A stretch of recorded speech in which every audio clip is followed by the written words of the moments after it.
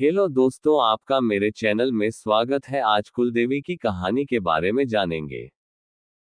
ये कहानी है जिसका नाम था राकेश, लेकिन उसे अपना यह नाम पसंद नहीं था, इसलिए उसने अपना नाम रॉकी रख लिया था।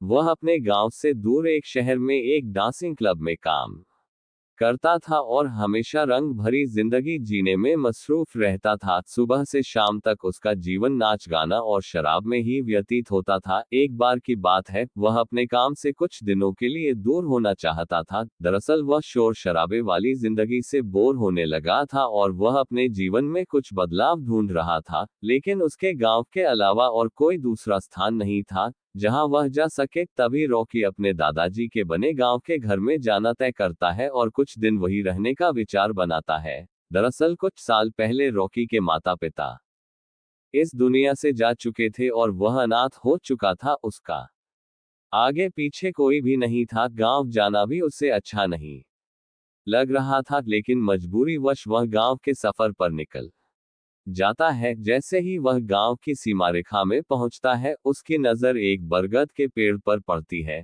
जिसके चारों तरफ लोगों का हुजूम लगा होता है और गांव के लोग बरगद के पेड़ को लाल कलर के चंदन से रंग रहे हैं। रॉकी को ये सब देखकर अजीब लगा। दरअसल वह इन सब मान्यताओं पर कोई यकीन नहीं करता था, उसे ये सब ढोंग लगता था। रॉकी गांव के अंदर अपने घर की ओर बढ़ जाता है और अपने घर पहुंचकर देखता है कि घर की हालत बहुत जर्जर हो चुकी थी, लेकिन फिर भी वह रहने लायक तो था ही। इसलिए वह अंदर प्रवेश कर गया और साफ सफाई करके रहने लायक व्यवस्था बनाने में जुट गया। गांव में कुछ पड़ोसी इतने सालों के बाद इस घर को खुलते देखते हैं तो उस लड़के से पूछ बैठते हैं, बेटा तुम कौन हो? तब वह अपना परिचय देता है और कहता है, यह मेरे दादाजी का घर था। तभी वह अपने दादाजी का नाम बताता है। गांव के बुजुर्ग लोग उसे पहचान लेते हैं और कहते हैं, बेटा कोई आवश्यकता हो तो हमें बताना और जब तक तुम्हें रहना है आराम से रहो। रॉकी भी मुस्कुराते हुए जवाब देता है, जी जरूर। लेकिन रॉकी का ध्यान अभी भी उस बरगद पर अटका होता है। तभी रॉकी एक बुजुर्ग व्यक्ति के पास जाकर बरगद के पेड़ से जुड़ी हुई बातों को पूछता है। तो बुजुर्ग व्यक्ति बताते हैं कि वहां हमारी कुलदेवी है जिसकी पूजा हम हर महीने करते हैं और उन्हीं की वजह से इस गांव में खुशहाली बनी रहती है।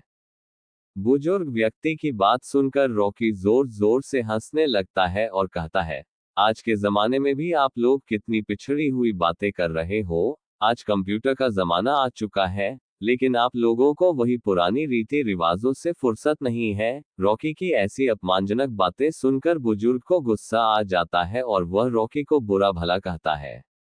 रॉकी भी बुजुर्ग की बात से नाराज होकर वहां से चला जाता है और कसम खाता है, जब तक इस गांव की इन सब रीति रिवाजों की पोल न खोल दूं, तब तक यहां से नहीं जाऊंगा। अगले ही दिन शाम के वक्त गांव वाले अपनी अपनी फसलों की पूजा करने के लिए खेतों में जा रहे होते हैं और रॉकी भी उनके पीछे पीछे खेत तक पहुंच जाता है और छुपकर देखता रहता है। काफी देर तक इंतजार करने के बाद गांव के लोग पूजा करके वापस चले जाते हैं, लेकिन रॉकी के दिमाग में विरोध का ज्वालामुखी फूट पड़ा था और वह अपनी बात को सच साबित करने के लिए कुछ भी करने को तैयार था। तभी वह खेतों के किनारे दिए जलते देखता है और उसके दिमाग में आता है, क्यों न खेतों में आग लगा दिया जाए, फिर कौन उनकी फसलों की रक्षा करेगा। अब देखता हूं कौन सी कुलदेवी आती है बचाने। वह गांव वालों के खेतों में आग लगा देता है और देखते ही देखते आग बढ़ने लगती है और रॉकी गांव की तरफ तेजी से भागने लगता है ताकि उसे कोई देख ना सके। लेकिन जैसे ही वह अपने घर के पास पहुंचता है, वह देखता है उसका घर आग की लपटों से झुलस रहा है और गांव के लोग पानी से आग बुझाने में लगे हुए हैं।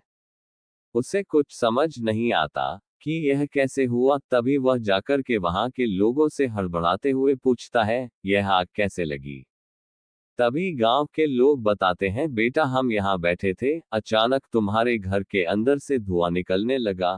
हमें लगा तुम अंदर खाना बना रहे हो, लेकिन कुछ देर में तुम्हारे पूरे घर में आग फैल चुकी थी और हम सभी लोग इसे बुझाने का प्रयास कर रहे हैं। लेकिन रॉकी को अपनी गलती का एहसास हो रहा था। उसे लगा कि अब गांव वालों को मैं क्या कहूंगा।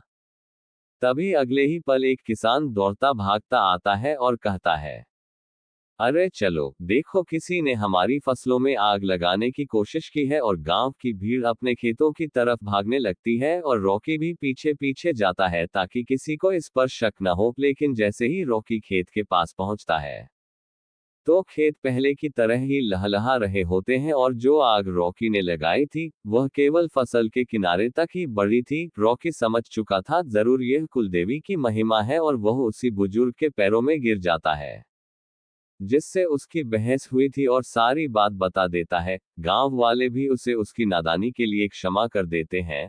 अगले ही दिन रॉकी कुलदेवी के उसी बरगद के वृक्ष के नीचे जाकर गांव की परंपरा के अनुसार पूजा करता है और हाथ जोड़कर कुलदेवी से अपने अच्छे भविष्य की कामना करता है और इसी के साथ वह गांव को छोड़कर चला जाता है। लेकिन इस घटना ने एक नास्तिक व्यक्ति को आस्था से जोड़ दिया था, जो कि कुलदेवी का ही प्रताप था। ऐसे ही धार्मिक कहानियों के लिए मेरे चैनल को सब्सक्राइब करें, लाइक और शेयर करें। राधे राधे।